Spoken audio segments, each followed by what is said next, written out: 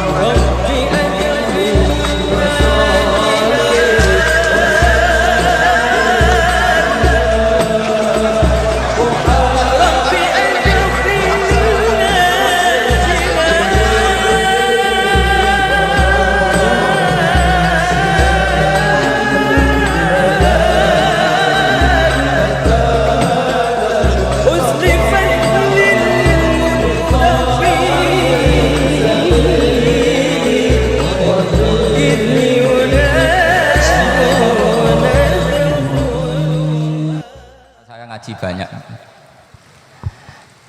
Nabi Isa itu kalau orangnya ceria sekali. Pernah ditegur sama Nabi Yahya. Mali aroka dohikan ka'annaka amin tamin makrillah. Saya melihat kamu kok selalu senyum ceria, seakan-akan tidak ada adabnya Allah. Terus Nabi Isa balas ke Yahya, Mali aroka abisan ka'annaka ayistamin rahmatillah. Kamu kok merengut terus, koyok ning donya ora ana rahmat. Jadi kamu milih mana? Senyum terus apa merengut terus? Partainya hanya dua, Nabi Yahya sama Nabi Isa. Jadi khazanah itu banyak. Untuk melawan penyakit itu ketakutan itu bahaya, karena bisa mengganggu imunitas tubuh. Orang harus percaya diri, harus pede. Meskipun harus hati-hati, tapi harus tetap pede. Dengan demikian imunitas tubuh kita terjaga. Jadi ya sudah seperti itu. Semua orang punya cara untuk menjaga diri masing-masing. Kemudian tentang Mbah Ahmad Siddiq, saya tahu banyak karena dulu saya masih ingat. Ini sekaligus ijazah pada cucu-cucunya. Kalau sama anaknya tidak berani saya. Sama cucu-cucunya. Saya masih ingat Mbah Ahmad Siddiq itu sangat loyal sama yang namanya negara. Kita tahu beliau adalah termasuk orang yang bintang ketika Muktamar Situbondo, ketika NU pertama kali nerima asas tunggal, yaitu Pancasila. Kayak apa ulama-ulama kita, ya mulai Mbah Ahmad Siddiq, Mbah Ali Maksum, Gus Dur, Mbah As'ad, semuanya lah, termasuk Mbah Mun, semuanya loyal sama negara, sehingga NU menerima asas tunggal. Itu saya masih ingat karena Bapak dulu perwakilan dari NU cabang Lasem. Beliau pernah ngundang Mbah Ahmad Siddiq di sini, zaman itu zaman Pak Dzufar, ikut ngundang ke sini, bapak saya. Itu saya menangi beliau ngisi pengajian di hallnya buyut saya, Mbah Umar bin Arabi. Jadi saya ini zuriyahnya Mbah Umar bin Arabi, sama dengan keluarganya Ki Hamid Pasuruan. Itu beliau cerita bahwa kemenangan Islam itu tidak harus kita yang menang kangelan. Kadang Allah bikin orang lain yang kangelan, kita yang ikut menang. Jadi dulu kata beliau, banyak ulama ketika kita diserang Jepang, saya masih ingat, saya karena pas itu ikut ke Lasem, karena saya santri sarang, Mbah Mun ngisi di Lasem, saya ikut di Lasem, karena saya masih keluarga. Itu ulama-ulama itu mimpi dibacakan ayat Ghulibatir Rum fi adnal ardi wa hum mim ba'di ghalabihim sayaghlibun fi bid'i sinin lillahil amru min qablu wa mim ba'du wa yawma idzi yafrahul mu'minun. Itu dulu itu ada pertarungan besar antara kerajaan Romawi dan kerajaan Persia. Kita tahu Romawi itu Nasrani. Saya ulang lagi, Nasrani. Nasrani itu percaya adanya Allah, adanya Tuhan, dan percaya adanya kitab samawi. Sementara musuhnya itu Persia. orang yang tidak bertuhan, tidak berdasar kitab samawi. Ketika Persia mengalahkan Romawi itu orang Islam ikut susah. Karena terus dibully sama orang-orang kafir Mekah. Orang kafir Mekah adalah orang yang tidak punya kitab samawi. Katanya orang kafir Mekah, iku lho balamu. Jute duwe kitab, jarene dihubungan mbek langit, nyatane perang keok. Paling kon ya padha. Jadi ada analogi bahwa kalahnya orang Nasrani itu dianggap simbol kekalahan orang yang bertautan atau berhubungan dengan langit. Akhirnya orang Islam susah. Saking susahnya orang Islam sampai Abu Bakar itu tanya, ya Rasulullah, lalu orang Romawi menang itu kapan? Terus ada surat turun, fi bid isinin. Ya kira-kira 3. Abu Bakar pas itu belum alim-alim amat. Jadi ngartikan 3 itu ya 3 betul. Sehingga beliau masyhur itu. Cara Jawa totoan itu kimar. Pokoknya nanti Romawi pasti menang 3 tahun lagi. Akhirnya ketika datang itu taruhannya dengan 10 unta. Datang ke Rasulullah, Nabi menjelaskan, "Lho ndak. Bid'u itu mabena salas ilatis itu 3 sampai 9. Kamu jangan bilang 3. Ya sudah, taruhannya ditambah. Taruhannya ditambah sampai 100 unta. Tapi pembuktiannya enggak 3 tahun tapi nunggu 9 tahun. Sampean jangan tanya, berarti dulu pernah taruhan halal. Zaman sebelum ngaji saya sampean sudah sering taruhan, jadi jangan nyalahkan saya. Nanti itu ada ilmunya, namanya nasah apa? Mansukh. Dan taruhannya Abu Bakar tidak kayak sampean. Taruhan yang sangat-sangat demi Islam, bukan demi hadun nafsi. Betul. Ketika tahun ke-7 orang Islam itu menang. Gila ya, tahun 9 itu umat Islam menang. Menangnya umat Islam mengalahkan musyrik Mekah itu di Badar. Romawi mengalahkan apa? Persia. Gara-gara Romawi mengalahkan Persia itu cara berpikir orang itu rubah. Ternyata langit itu ada, kekuatan langit itu ada. Sehingga meskipun akhirnya orang Kristen bilang ada Trinitas, terus mereka keliru dalam mengartikan Isa, tapi ada sekian nabi yang mereka sebut dan mereka hormati. Ada sekian kesamaan. Sehingga dalam Islam, saya ulang lagi, dalam Islam, andai kan disuruh milih orang komunis sama orang Nasrani, Islam tentu sama-sama kerjasama, milih sama yang Nasrani, karena ini ahli kitab, kerjasama loh, bukan milih menjadi Nasrani. Nanti kalian salah paham, senangannya terus bully, itu semangatnya pasti hasad. Nah, terus lalu relevansinya dengan Indonesia gimana? Wa yauma idzi yafrahul mu'minun. Ketika orang Romawi yang punya kitab samawi mengalahkan Persia yang tidak punya kitab samawi, itu orang Islam ikut bunga, ikut gembira. Itu semua kiai banyak yang mimpi seperti itu. Ini cerita Pak Ahmad Siddiq. Saya dengarin. Ternyata betul. Jepang itu enggak dikalahkan Indonesia. Jepang, Hiroshima dan Nagasaki dibom oleh apa? Sekutu. Akhirnya Jepang pulang. Pas Jepang pulang, Indonesia merdeka. Itu dulu kiai-kiai sudah nakwil bahwa menangnya Indonesia itu tidak harus mengalahkan penjajah. Pokoknya nanti penjajah ada yang mengalahkan. Jadi orang Islam zaman itu tidak bisa mengalahkan Persia. Yang mengalahkan itu Romawi. Tapi orang Islam ikut gembira. Itu sebenarnya wa yauma idzi yafrahul mu'minun binasrillah. Jadi orang itu cara berpikir Quran itu beda. Sehingga saya ini cerita ke cucu-cucu Mbah Siddiq karena ya nasabnya sama sampai saya, karena sama-sama sampai Mbah Sambu. Bedanya keluarga saya lewat Mbah Abdul Azim, kalau yang keluarga sini lewat namanya Mbah Yusuf. Itu saudara sama Mbah Abdul Azim, sama-sama sampai Mbah Sambu. Tapi keinginan saya tentu bukan sekedar silaturahim gagah-gagahan diceluk Gus. Celuk Gus repot. Nak ora alim ra pantes. Nak beling ra pantes. Salam templek 1.000 jaluk swarga. Aduh. Tuhan, kok mentalane 1.000 jaluk. Kamu nginep di hotel 100.000 itu tidak cukup, apalagi untuk bayar apa? Surga. Itu enggak sopan sekali. 1 juta ya enggak bisa itu. 100 juta juga enggak jelas juga. Terus sampean mendingan enggak usah salam templek. Malah enggak mungkin masuk surga kalau. Jadi dulu yang namanya zuriyah. Sampean tenang saja, nasab sampean tidak kalah dengan kita. Karena nanti setelah di kuburan itu gus-gus itu nggak penting. Semua kalau tanya bapak kamu siapa, jawabannya siapa? Nabi Ibrahim. Sudah parmin parlan hilang semua, sudah aman pokoknya nanti. Karena kalau nanti ditanya malaikat bapak kamu siapa, jawabnya Nabi siapa? Ibrahim. Makanya saya itu pemuja Allah yang serius. Sampean ya pemuja Allah, tapi kan kadang kurang alim. Saya ini pemuja Allah serius. Saya itu kalau ngaji, ya ngaji biasa belajar, itu sering nangis seneng. Misalnya saya baca tadi, Miftahul Jannah la ilaha illallah, luang kunci kok dikasihkan. Kita ini masuk neraka gak pantas, enggak bawa kuncinya kok masuk. Harusnya kita ini masuk surga, kita kan pegang kunci surga, gak pegang kunci neraka. Maka aneh kalau kamu masuk neraka itu aneh. Coba kita pegang kunci surga apa kunci neraka? Tapi kadang teman saya neraka ora ono kuncine. Karena tidak ada pintunya. Terus saya bilang, kamu kok tahu? Memangnya mau ke sana kata saya. Saya tidak punya rencana tahu neraka. Karena nanti di antara syafaatnya Quran itu orang kalau mau masuk neraka tidak jadi. Ya nggak apa-apa ya diatur sendiri.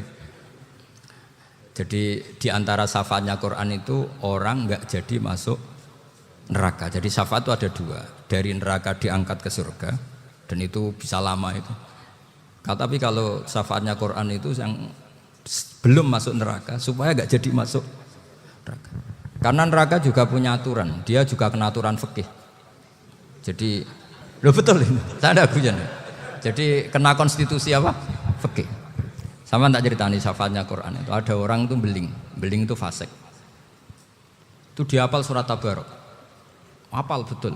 Tabarakalladzi biyadihil mulku wa huwa ala kulli syai'in qadir alladzi khalaqal mauta wal hayata. Pertanyaannya gini, boleh enggak orang menginjek surat Baqarah? Boleh enggak? Enggak. Padahal orang hafal Quran itu artinya ayat itu ada di hatinya. Fa inna wa ta'ala la yu'adzibu qalban wa al-Qur'ana.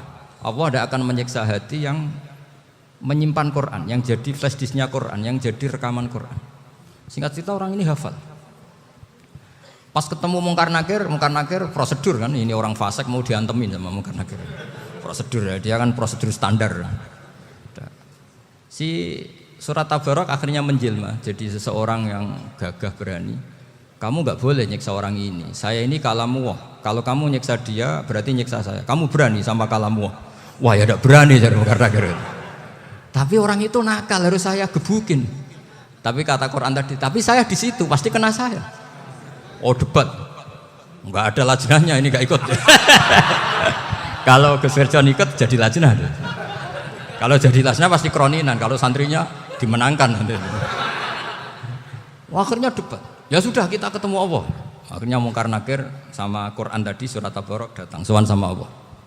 Terus kata Allah, memangnya kenapa Mungkar Nakir? Saya harus nyiksa dia karena dia fasik ya Allah. Memangnya kenapa surat Tabarok? Saya ada di situ. Menurut aturan, orang tuh nggak boleh injak-injak Quran. Kalau dia nutuk saya, nutuk Quran, itu harus dikasih tahu fikihnya Mungkar Nakir. Akhirnya Allah ngendikan gini ke surat Tabarok. Ya sudah, terserah kamu. Kalau terserah kula Gusti, Mungkar Nakir nggak boleh nyentuh orang ini. Ya sudah, selamat. Sehingga terus itu sama baca di termasuk mujizatnya surat Tabarok di tafsir Ibnu Katsir banyak. Karena tadi logikanya malaikat itu juga kena aturan fikih. Sehingga banyak ulama termasuk Said Muhammad ngendikan pertanyaan Mungkar Nakir itu tidak semua orang kena. Kalau semua orang kena nanti kalau tanya Nabi Muhammad, waman nabiyuka? Kacau kan jawabnya. Nabi kamu siapa? Lu saya ini nabi. Ya kan? Lah nanti kalau pas ketemu Nabi Ibrahim, waman abuka? Jadi repot kan? Makanya ada kiai yang guyon kalau ditanya buka, saya ini guru tauhid sembrono. Saya ini ngajar Ummul Barohin, kamu tanya buka. Masyhur itu keramatnya Imam Malik itu. Ada Ashabu Malik, rajulun min ashabi Malik. Beliau ditanya Mungkar Nakir buka manabiuka. Imam Malik datang, ini seumur-umurnya itu ngajar tauhid. Kok kamu bedai itu enggak sopan kamu. Dan kita berharap barokah sampean ngaji nanti itu. Yes. Malaikat itu anak sungkane gitu. Jadi itu ada juga. Dan saya meskipun guyon itu serius. Bedanya orang alim sama ndak itu di situ. Kalau orang alim itu guyon itu masih bener, masih serius. Coba saya bacakan ayatnya. Ala inna auliya Allahi la khaufun alaihim wa lahum yahzanun. Terus lahumul busyra fil hayatid dunya fil akhirah. Artinya kalau mungkar nangkir dengan penampilan garang gitu, berarti ada ketakutan apa enggak? Ada. Padahal ciri utama walinya Allah tidak ada ketakutan. Makanya itu termasuk dalilnya Sayyid Muhammad. Tidak semua orang alami seperti itu karena wali-wali itu la khaufun alaihim wa lahum yahzanun. Wah anak kiai ketemu karena kerja buat tidur wedek.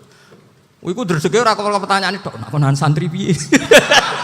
Lho isen wis kiai dihanjuti mungkar nakir. Malu gak kira-kira? Mesti plengane konan santri piye. Nak jawabannya gampang karena pernah ngajar tauhid. Makanya Sayyidina Ali ini cerita ini ada di kitab Nurul Dholam, sama di kitab Nurul Dholam karangannya Syekh Nawawi Banten. Itu Sayyidina Ali itu ya, andekan orang biasa mungkin ya agak-agak hasut, tapi ini wali gak boleh kamu katakan hasut.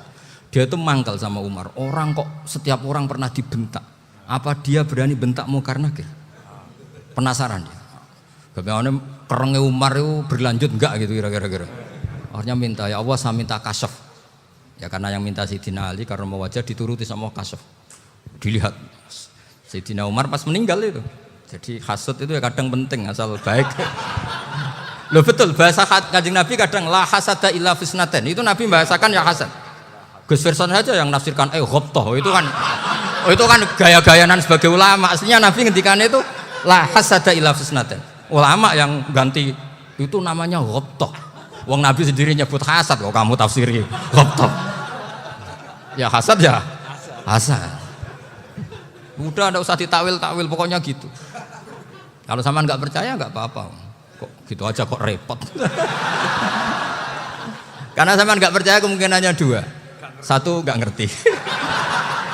Dua sama-sama alim. Kan dari awal kalau sama-sama alim kan laisa li alimin ayuqallida aliman akhor. Kita enggak perlu saling mengikuti. Ngapain hasud? Biasa aja. Akhirnya Sayyidina Ali kasar. Pas Umar bangun, setelah mati kan bangun, setelah meninggal bangun. Munkar Nakir datang dengan perang yang sangat garang. Itu digambarkan Sayyidina Ali matanya itu kal kidril ghali. Kayak apa? Kendil yang apa? Mengangai. Wah, seru. Sayyidina Ali senang, paling takut ini Umar. Senangnya bukan main. Wah, ini mesti takut Umar. Biasa. Ternyata enggak, Umar malah bangkit. Woi, Munkar Nakir. Kamu tahu menghadapi siapa?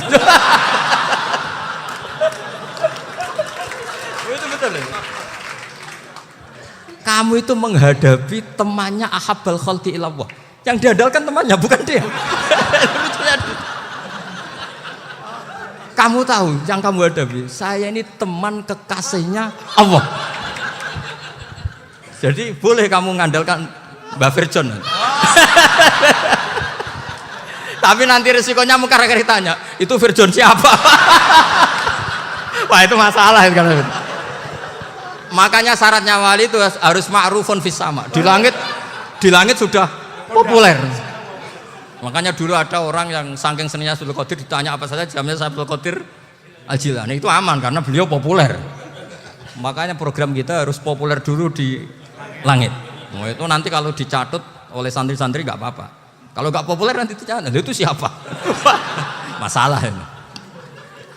Umar itu yang dibanggakan itu, kamu tahu saya siapa? Ya enggak tahu, saya ini temannya kekasihnya Allah. Temannya Muhammad, iya Muhammad Rasul. Wah mikir, waduh, repot. Loh di dunia aja gitu kan, temannya presiden, temannya panglima, apalagi ini temannya Sayyidul Awalin wal Akhirin. Di dunia aja bilang temannya presiden, menteri, orang sudah takut, apalagi ini temannya Sayyidul Awalin.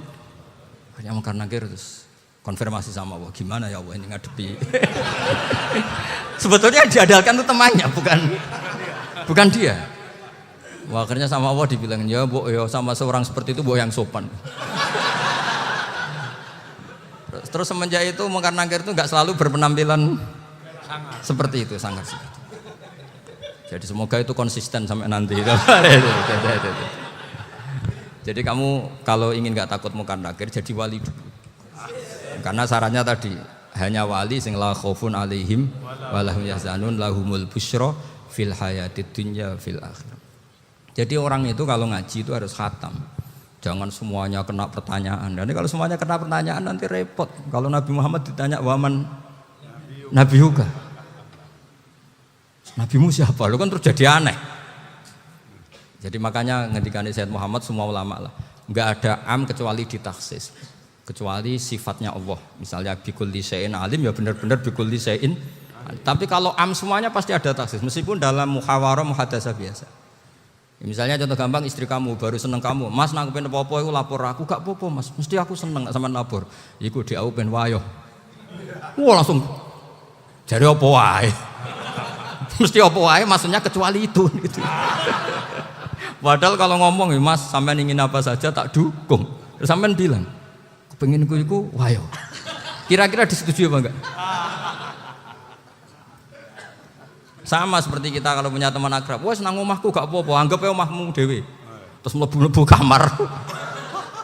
Jadi ndak ada am kecuali ditaksis. Artinya kalau ada cerita bahwa orang mati pasti ngalami ditanya mungkar nangkir, itu pasti ada am yang ditaksis. Itu pasti juga dialami para anbiya, para auliya. Karena ciri utama wali itu la khaufun alaihim walahum yahzanun. Kemudian saya yang mau cerita ya supaya sampean bisa menghadapi dunia global ini, tak bawa tafsir Munir termasuk tadi. Kenapa orang Islam Rasulullah SAW itu lebih senang kalau yang menang itu orang Nasrani Romawi ketimbang yang menang itu orang Faris, dalam hal ini ateis. Karena orang ateis itu lebih ngeri. Sebetulnya beberapa penemuan sains terutama di ilmu medis itu orang Amerika, kayak cloning. Tapi orang Amerika itu masih dilarang oleh gereja untuk mengaplikasi. Karena nanti bayi cloning itu dipakai suku cadang. Di Amerika masih ditentang oleh fatwa-fatwa agama baik Islam maupun Kristen. Tapi di Cina itu dipraktekkan karena nggak ada halangan agama. Di Cina itu biasa ada kondom diolah lagi jadi alat-alat aksesoris. Di Amerika tidak ada karena masih ada agama, masih ada larangan. Sehingga orang Islam itu lebih takut kalau yang menang itu Persia karena terus cara berpikir ternyata Tuhan itu tidak ada, langit nggak ada perannya. Jadi ketika yang menang Nasrani masih berpikir itu pertolongan Tuhan. Meskipun mungkin cara mengatakan Tuhan beda dengan kita. Tapi ada satu kesamaan bahwa kekuatan samawi itu ada. Jadi disebut hulibatir rum fi adnal ardi wa hum min ba'di ghalabihim sahlibun. Di sini diterangkan oleh Syekh Nawawi supaya kamu tidak salah paham. Sebetulnya kamu katakan misalnya wah itu paham liberal, sebenarnya saya tidak tersiksa. Cuma takut yang mengatakan seperti itu cek goblokir atau ngaji gitu. Itu aja masalah saya. Ini saya baca ini karangannya Syekh Nawawi karena tadi kata Mbak Firjon ngaji itu harus sama orang yang bersanad. Saya ini kalah sama beliau itu berkali-kali. Secara nasab saya harus manggil Mbah. Secara silsilah ilmu saya juga kalah lagi. Saya sering disewani sama cucu-cucu Syekhona Khalil. Kiai Siddiq itu termasuk murid dekat beliau Syekhona Khalil. Kalau itu berarti kan Gus Firjon, Ahmad, terus Mbah Siddiq. Mbah Siddiq ngaji Syekhona Khalil. Syekhona Khalil itu pernah ngaji langsung sama Sayyid Zaini Tahlan. Berarti beliau dari Sayyid Zaini Tahlan itu baru generasi kelima. Sementara saya itu sudah ke-7 atau ke-6. Saya, Mbah Mun, Mbah Karim misalnya, Mbah Hashim, Mbah Mahfud Termas, Sayyid Abi Bakar Sato yang ngarangnya Anatul Thalibin, baru Sayyid Zaini Tahlan. Berarti saya ke-7, kalah lagi. Tapi untuk jadi wali biasanya cepat saya. Karena syaratnya jadi mbah itu ngalah demi putu. Jadi kalau beliau ngotot, saya dulu Gusti, saya mbahnya. Wah itu mbah yang enggak baik. Pasti jatahnya dikasihkan apa? Cucunya dulu. Makanya Abdul Muthalib itu orang yang dapat wangsit, tapi yang jadi nabi itu cucunya. Jadi dalil saya banyak. Sebenarnya Abdul Muthalib itu sudah sering dapat wangsit. Karena saya bahasakan wahyu, nabi yang protes, enggak nabi kok dapat wahyu. Tapi sebetulnya Abdul Muthalib itu masyhur itu. Kalimat-kalimatnya menunjukkan bahwa beliau itu sudah dapat wahyu kalau nanti cucunya itu jadi apa? Nabi. Makanya senangnya bukan main Abdul Muthalib sama Rasulullah. Putu seneng, mbah seneng putu. Jadi mungkin, jadi sampean enggak usah protes loh.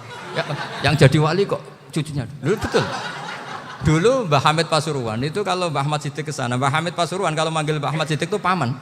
Tapi pamannya minta ijazah ke ponaan. Apa ya gara-gara itu memang. Kalau itu masih berlaku apa? Ngalah tadi. Kayaknya masih apa? Hawane masih. Hawane masih. Karena melihat tren-tren langit masih gitu kayaknya masih. Masih itu. Ya, tapi banyak tetap dapat jatah, tenang saja nanti. Tapi memang sebaiknya mbah itu legowo. Rasulullah Muhammad SAW itu terkenal min dzurriyyati Ibrahim. Tapi kata Rasulullah, ana dakwatu Ibrahim wa bisyaratu Isa. Aku nganti ngene iki barokah dongane Nabi siapa? Ibrahim. Jadi dongane Nabi Ibrahim ya tiba teng putu. Jadi banyak bukti bahwa jatuhnya ke putu gitu. Tadi saya di kamar sama beliau berduaan. Nih Mbah sing dadi wali di sini, aku webah. Cocokan tadi. Nah, kenapa saya akhir-akhir ini gulirkan daftar wali? Kenapa? Saya ini resah ya, orang sudah ingin dicintai pejabat, dicintai tetangga, dicintai teman. Tapi kadang-kadang orang lupa lagi dicintai apa? Makanya saya meskipun guyon, tapi ini amdan, bukan sahwan. Supaya orang punya cita-cita lagi jadi wali, ingin dicintai Allah. Kita ini terlalu lama ingin dicintai makhluk. Mbok ya naik kelas sedikit lah. Ingin dicintai Allah Subhanahu wa Ta'ala. Meskipun saya guyon, tapi tadi guyon saya tuh lebih serius ketimbang serius Anda. Karena tak pikir. Saya tuh kalau pergi itu seneng ngebis, bukan karena saya tidak punya mobil, tapi saya sering mau butuh itu supaya nggak diganggu. Karena saya tuh harus punya waktu sendiri. Kalau ngebis kan ketemu orang nggak kenal, tapi sekarang ya agak susah, banyak yang kenal. Dan susahnya lagi nggak minta ijazah, minta foto. Aduh. Orang repot tuh. Mau dibenci itu umatnya Rasulullah Shallallahu Alaihi Wasallam. Mau disetujui itu sanatnya mana? Kalau ketemu orang alim minta apa? Foto. Itu nggak ada sanatnya. Nggak tahu saya itu mazhab dari mana itu. Ya mazhab milenial yang jelas itu kan. Ini tak baca ya biar dapat. Karena ini kenangan saya sama Mbah Ahmad Siddiq. Saya masih ingat betul beliau ngisi kholnya Mbah Abdullah bin Umar, berarti abahnya Mbah Hamid. Karena mbah saya itu Fatimah binti Khalid bin Umar. Kalau Mbah Hamid itu Hamid bin Abdullah bin Umar. Itu saya masih ingat betul zaman itu Mbah Hamid setiap khol di Lasem itu rawuh dan saya derek mbah saya karena masih misanan datang ke Lasem. Itu beliau pas itu ngisi sama Mbah Mun. Mbah Mun masih muda, Ki Ahmad Siddiq sepuh senior. Itu beliau cerita bahwa dulu ketika Indonesia dijajah Jepang itu para kiai mimpi dibacakan ayat Khulibatir Rum fi adnal ardi wa hum mim ba'di walabihim salim. Terus ada kiai yang tanya, takwilannya gimana? Ya nanti Jepang pulang bukan karena kita yang mengalahkan, tapi Jepang ada yang mengalahkan sendiri, meskipun tidak kita. Kayak dulu Faris tidak dikalahkan Islam, tapi dikalahkan Romawi, tapi yang senang umat Islam. Wa yauma idzi yafrahul mu'min. Itu luar biasa ulama-ulama kita. Delalah kejadiannya Indonesia seperti itu. Yaitu kita tidak mengalahkan Jepang, tapi Jepang pulang sendiri karena dikalahkan apa? Sekutu. Ya ini saya baca. Ini tidak usah dicek bacanya benar apa enggak. Sudah aman apa? Aman. Karena kalau saya salah itu ya sengaja. Artinya ya sengaja saja. Ya biasa maksudnya. Saya kemarin ngisi di Pondok Peloso, di Pondok Al Munawir Jogja. Salah itu ada dua, ada salah yang memang benar-benar salah. Itu enggak apa-apa, bisa dimakfu. Karena mesti saking wong goblok salah yang terus itu. Ada salah bawaan ilmu, itu repot tuh dadaninnya. Karena misalnya kita yang biasa belajar qiraah sab'ah wa yahsibuhu, mesti diulang lagi wa yahsabuhu. Karena qiraahnya Imam Asim itu hasiba yahsabu bi fathis sin. Sementara kita kalau ngaji kitab kulino yahsibu. Sehingga kita yang biasa belajar sab'ah itu kalau baca kitab itu kayak orang bingung. Kadang-kadang yang ngaji juga bingung. Gus Pak mau di bulan pelin. Ya tepat-tepatan. Ada yang mengatakan Gus Pak bingung, ada yang mengatakan Gus Pak alim alamah. Ya tepat-tepatan nasib tadi. Karena memang ya sab'ah memang seperti itu. Misalnya kufuan. Kufuan itu Imam Asim baca kufuan. Tapi beliau punya murid namanya Syu'bah. Itu kalau baca kuf'an. Makanya kita itu, ini kan khataman Quran ya. Jadi saya menyinggung sedikit tentang qiraah sab'ah. Tadi beliau juga sudah tak kasih kitab saya Hifdzuna li Hadal Mushaf. Sama tak ajari latihan sab'ah. Memang angel ya. Makanya yang nggak bisa itu wong pinter. Sudah tahu angel ya nggak usah diteruskan kan. Orang menghindari barang angel itu pinter apa goblok? Pinter. Berarti wong goblok pinter. Saya tuh makanya sama orang goblok tuh respect. Jadi orang alim tuh angel apa gampang? Angel. Menghindari barang angel pinter apa goblok? Loh, orang menghindari barang angel pinter apa goblok? Pinter. Berarti wong goblok pinter. Jadi saya sama orang-orang goblok itu respect. Sudah tahu jadi orang alim angel ya barang angel ya harus dihindari. Makanya saya ini insya Allah umatnya Nabi yang termasuk yang terbaik. Amin. Karena mencintai umatnya Nabi termasuk yang goblok. Wah, itu tidak gampang itu. Ya, karena tadi sudah tahu ya. Seperti itu loh orang naik panjat pinang. Itu yang naik karena ingin hadiah. Yang nonton sudah tahu wah licin kok dinaikin mau keplok ya. Tapi orang sepakat yang nonton juga pinter karena sudah tahu ribet kok. Tuku neng pasar kena lah apa mana. Sama juga gitu. Ngalim tafsir angel, ngalim fikih angel. Tak karek ngaji ngerekam kan gampang. Itu pinter apa goblok? Pinter. Iya. Makanya kula niku mbok burohno ngono tok. Saya tadi dinasihati Mbak Firjon, muga-muga hati saya selamat. Saya itu meskipun kata orang banyak, muhibin saya banyak, tapi saya insya Allah tidak riak. Saya itu pakai kitab namanya Tasbitul Fuad, itu karangannya Said Abdul Haddad. Ketika beliau punya muhibin banyak ditanya, bagaimana ya Habib Anda menjaga hati Anda? Jamnya Said Abdul Haddad itu unik. Innama azzamu Allah. Mereka itu sebenarnya menghormati Allah. Cuma butuh sarana dan itu saya. Jadi saya tahu sampean semua itu mencintai Quran, mencintai sunnah Rasul, mencintai hadis-hadis Rasul. Cuma sampean kan karena nggak paham. Terus manfaatkan saya. Jadi sebenarnya saya ini korban. Korban. Jadi saya mau riak gimana? Korban kok mau. Bangganya di mana tuh? Coba sampean misalnya ngaji tafsir, belajar sendiri kan susah. Terkibnya susah, maknanya susah. Bahkan beli kitabnya kadang tidak kuat. Loh, untuk jadi alim tafsir itu kan harus beli kitab. Loh, saya sering belajar kitab itu jutaan. Tafsir Tobari, saya pernah beli kitab Fakhrur Razi itu berapa coba? 27 jilid. Karangannya Fakhrur, belum karangannya ulama modern, Imam Sya'rawi. Itu berapa jilid? Itu jutaan. Saya kemarin juga dihadiahi kitab Pak Quraish Shihab namanya Faidul Bari fi Syarhil Bukhari. Pak Quraish Shihab yang terkenal. Dia sering diskusi sama saya. Saya ngasih hadiah beliau ngasih hadiah saya. Oh itu harganya nggak kuat. Dadak kuat kadang di Indonesia nggak ada coba. Dan sama orang hebat menghindari kesulitan itu. Nah, kesulitan itu, sebab ngaji ikut, kalau nggak paham dirukok rekamannya sudah gitu. Pinter mana sampean sama saya? Pinter sampean kan? Bikin sosis susah, beli aja kok repot kan? Nah, makanya nggak boleh orang bilang, wah aku goblok reso tafsir, aku wong pinter. Makanya nanti kalau saya ketemu Nabi tidak termasuk orang yang mentahkir orang Islam. Kafa bil mari isman ayah kira akhahul muslim. Jadi cukup orang itu dosa kalau menyepelekan orang Islam. Termasuk darani sampean goblok itu dosa. Caranya enggak darani goblok ya tadi di logika tadi. Alim itu angel. Ngendari angel itu pinter. Berarti wong bodoh. Pinter ya sudah gitu. Tapi tetap bodoh. Tapi ini satu cara untuk saya respect gitu. Coba orang yang ngaji tafsir saya banyak, mungkin ribuan. Itu sebetulnya mencintai Quran. Karena Quran adalah kitab suci yang panduannya umat Islam. Sangat mencintai Quran. Terus kemudian mereka nggak paham. Terus mencari orang yang memahamkan. Burohno lah cara jawabannya. Terus keren saya itu di mana coba? Lah terus mereka kurang ajarnya gini, kalau paham itu ya alhamdulillah paham. Wah nak ngaji Gus Bae ngono tok.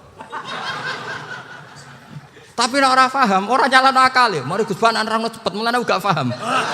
Ora kok nyalano teke sing lelet. Oh itu kan masyaallah naudzubillah tenan.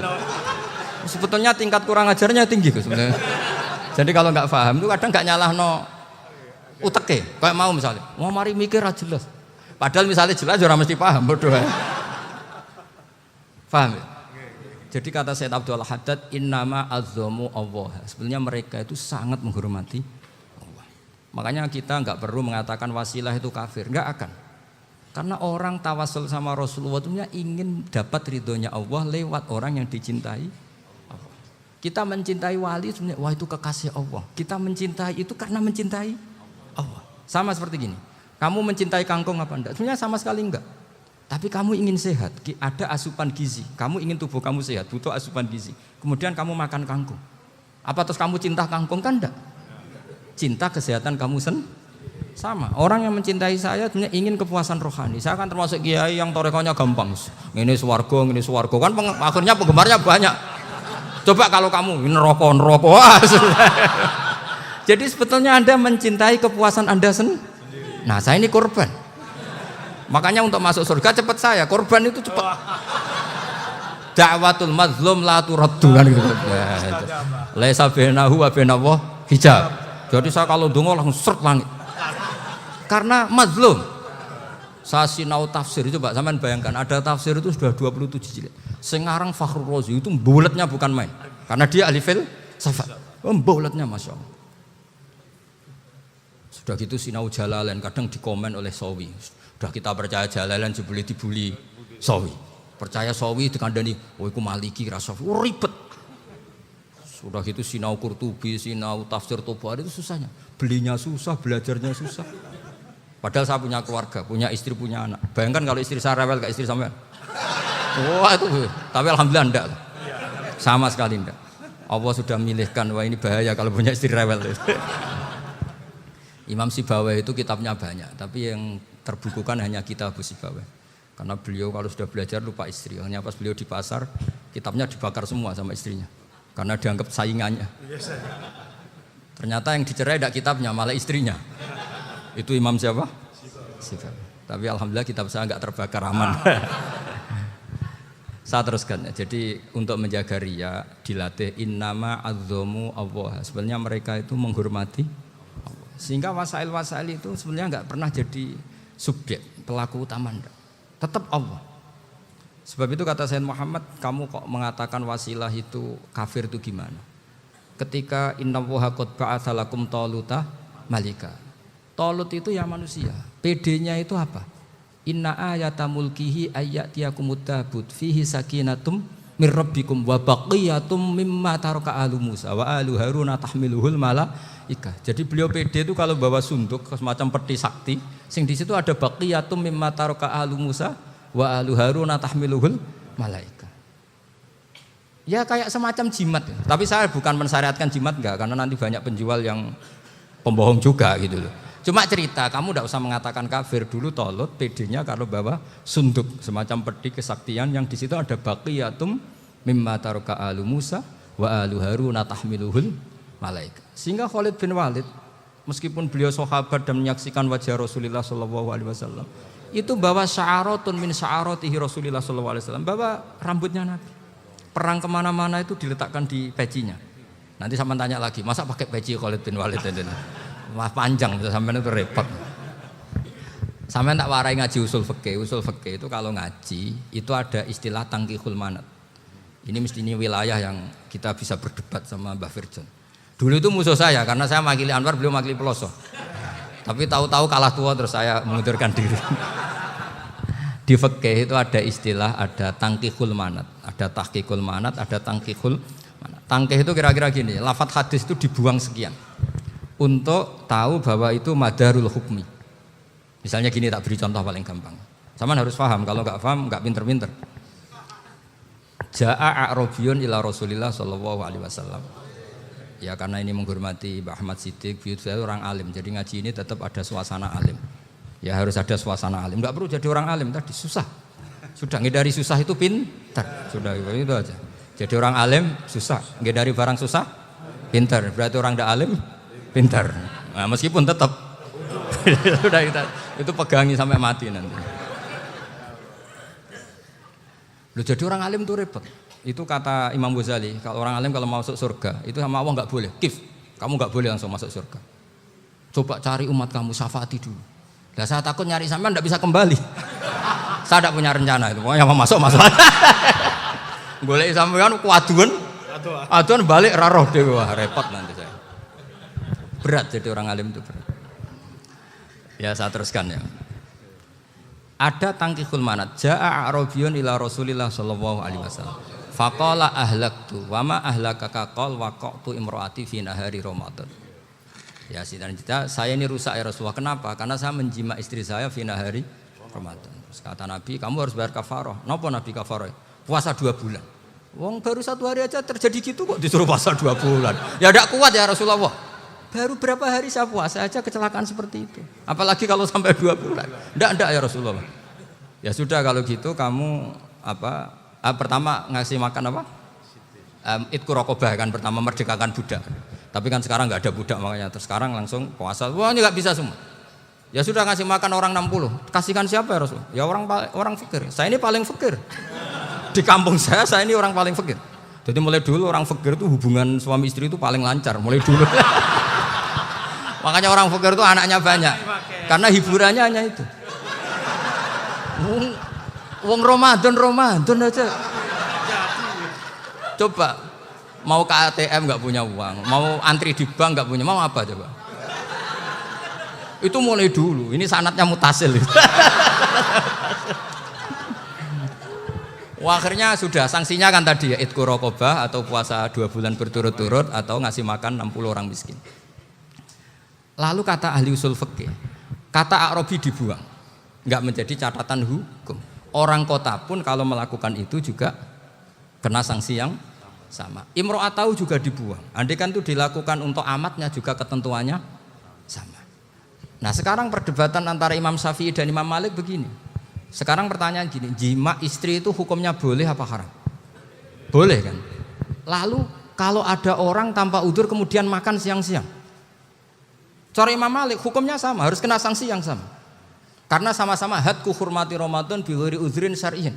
Sama-sama merusak hukum Ramadan tanpa udzur syar'. Lu jima itu tidak zina. Kan hukumnya jaiz. Nah, sekarang makan hukumnya jaiz, harusnya juga kena ketentuan yang sama. Cara pikirannya Imam Malik.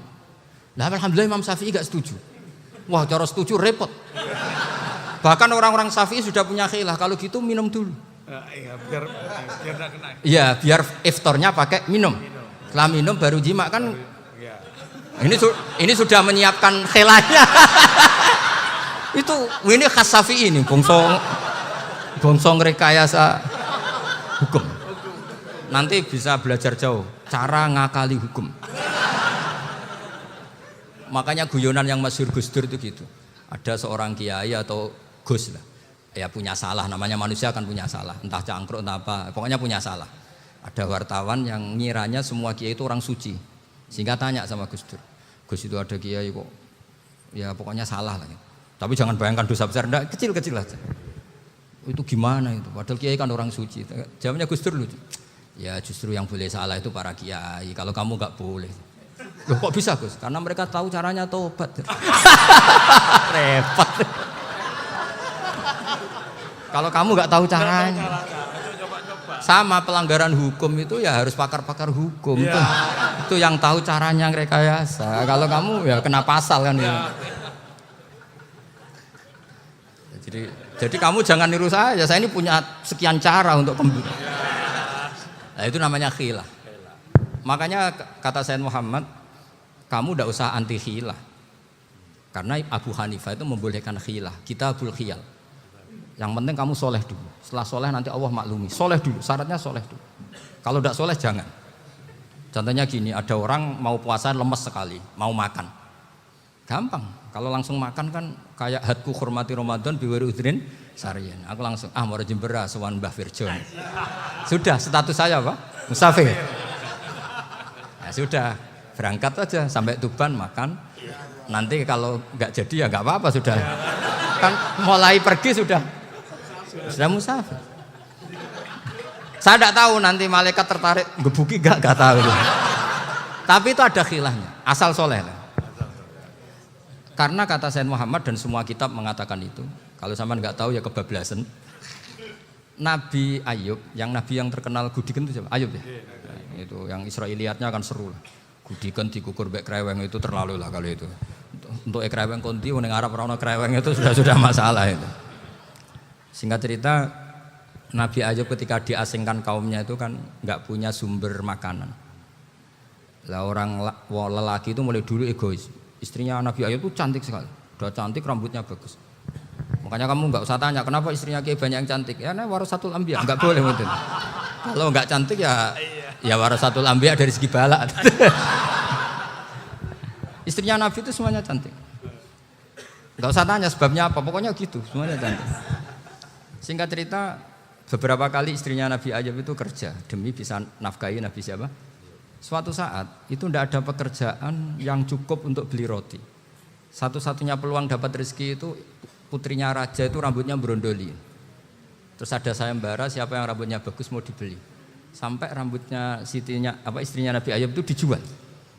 Nabi Ayub tersinggung karena itu mengurangi kecantikan. Jadi lelaki mulai dulu gitu. Udah nggak urun kalau istrinya nggak cantik itu komplain.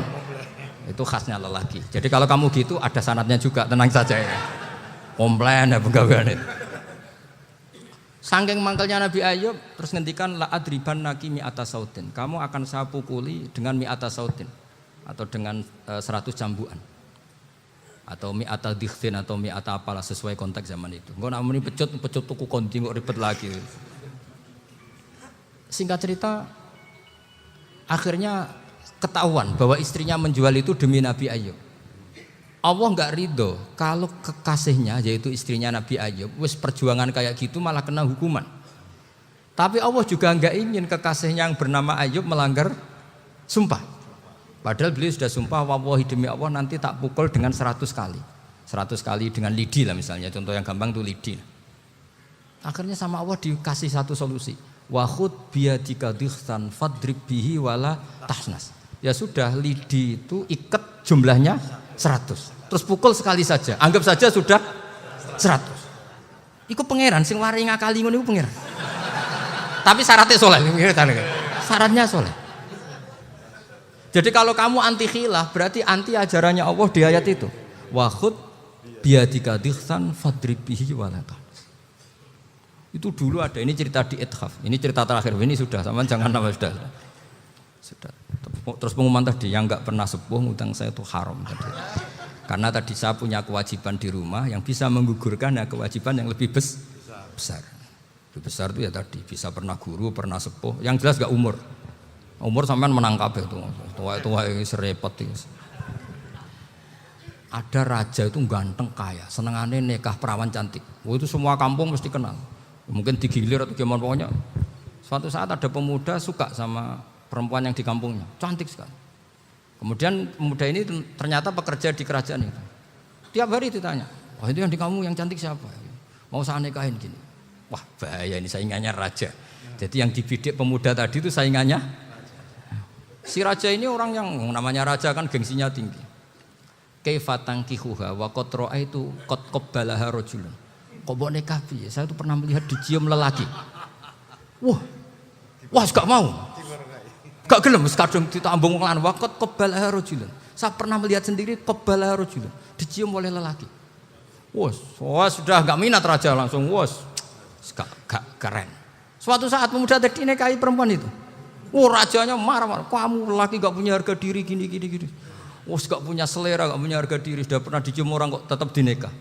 Terus bilang ke raja, takrif manir rajul, lelaki itu siapa? Abuha. Kamu tahu lelaki itu siapa? Sopo? Abuha. Bapaknya. Saya kan hanya bilang rajulun. Pernah dicium lelaki. Lah pikirannya raja lelaki wis kowe-kowe ngene iki. Tapi butuhnya canom mau rojo ben gak sido itu aja tuh. Baru kayak digulirkan gitu, wakot kebalah rojulun. Wah nggak mau. Setelah itu suatu saat pegawainya tadi nikahi perempuan. Kamu nggak punya harga diri gini. Kamu tahu mandir rojul?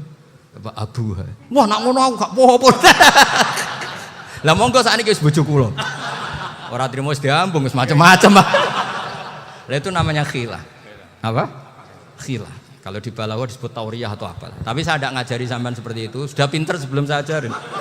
Bangsa ngakali kan sudah pinter. Ya ini terakhir tak baca Arabnya saja nanti. Bismillahirrahmanirrahim. Biar dapat barokahnya Syekh Nawawi juga barokahnya guru-guru.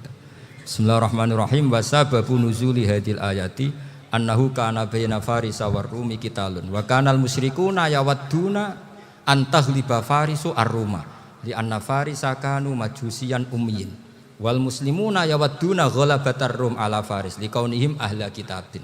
Jadi zaman dulu orang Islam lebih senang kalau yang menang itu orang Nasrani. Kalau bandingannya ateis. Karena bagaimanapun percaya kekuatan langit. Sementara orang ateis sama sekali tidak percaya kekuatan. Apapun bedanya kita dengan Nasrani itu ada kesamaan, yaitu percaya adanya kekuatan langit. Sehingga ketika orang Romawi kalah itu orang Islam ikut susah. Paham ya? Makanya ini tak baca biar sampean enggak macam-macam pikirannya.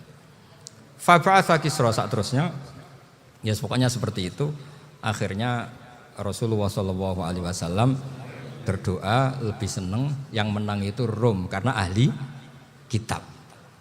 Artinya apa? Kemenangan ahli kitab adalah kemenangan makhluk atau hamba Allah yang mentautkan kekuatan kita di bumi dengan kekuatan langit. Makanya saya berharap selain kita ikhtiar medis, kita harus memperbanyak istighfar. Bagaimanapun semua itu dari Allah Subhanahu wa ta'ala. Kita menghormati negara dengan ikhtiarnya, tapi saya mohon sekali kita juga istighfar, karena semua itu juga ditentukan oleh Allah, oleh langit. Ya, saya kira demikian. Assalamualaikum warahmatullahi wabarakatuh.